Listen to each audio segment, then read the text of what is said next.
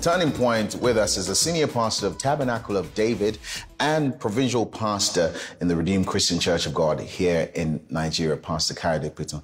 Pastor, thank you so much for staying with us. Thank you very much. And you just gave us a glimpse, a snapshot of your life, which was a bit of a thunderbolt for me and certainly some of us in here.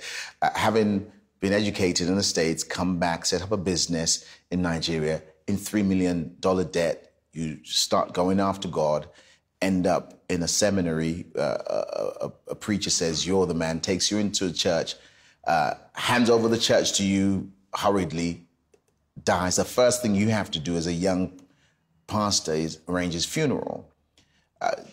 That in itself is a ride. But I want to skip forward because there's so much that you're doing. And I have to confess, we ended up here because I spoke to a younger brother of mine who also knows you, tells me about this Holy Ghost party that you do in your church that brings in thousands of young people, lives have been changed. And then we dig a little deeper, find out that social justice has been done by your church, lives have been changed on the streets.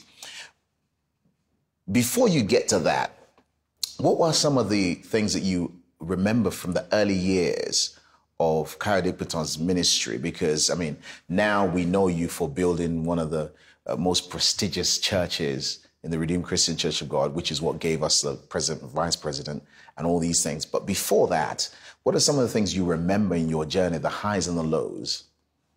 Well, thank you very much. In summary form, I took over the church of about 70 people, about 20 years ago. For me, I saw the church as a trust. So I said to myself, whatever it was going to cost me, this church must not fail. So over a 14-year period, the church grew from about 70 to 1,000. And then we built the church you're talking about. It cost about $6 million.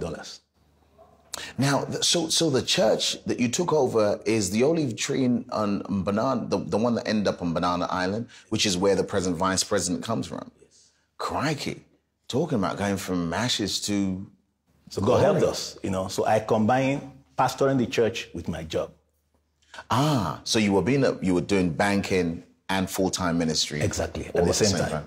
At what point do you decide this is enough? I need to focus on just the ministry. By the time the church became about 1,000, I said to myself, God has been kind to me. The debt was behind. God has helped us to take care of that.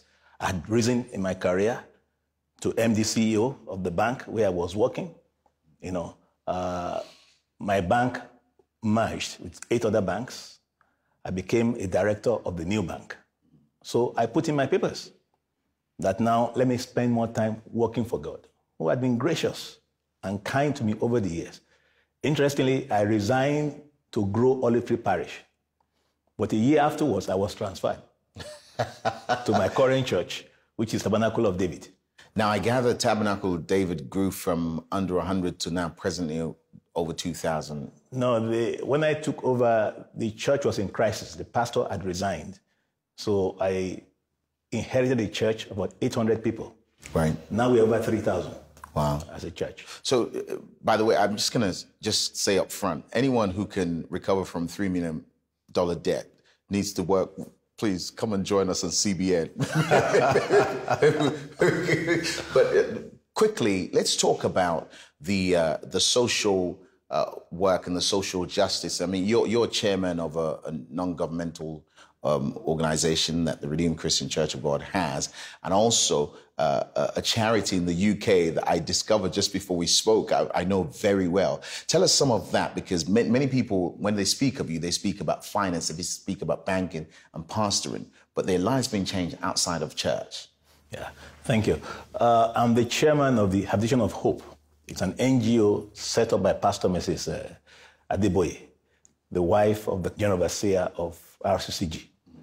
And basically, it takes care of the street boys, around Lagos, abandoned children. So they're taken off the streets, they're taken to the home, and they're taken care of, Some of those boys now who were taken off the streets are now graduates.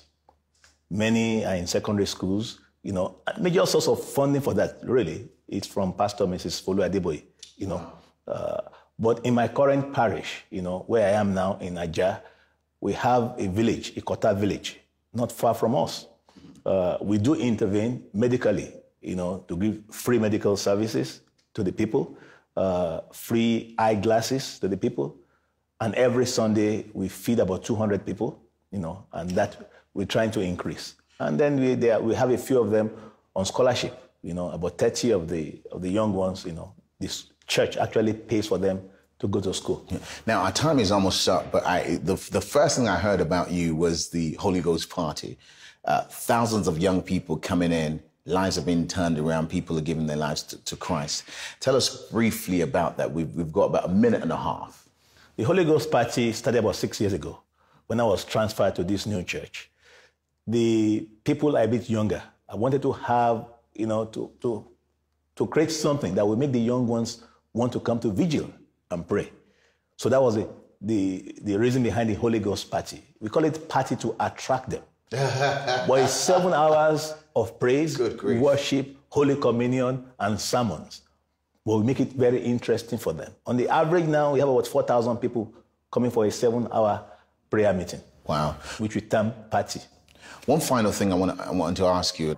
When you think about the journey so far, can you think of one story of a life or something that happened that encourages you, that makes you think, yeah, this is why I gave it all up. This is why I serve the way I do. This is why I don't chase money like I used to. Is there a life that exemplifies that, or story that exemplifies that you can share? It's my story. It's a life of grace. I just look back and thank God. If not for God, I will not be here.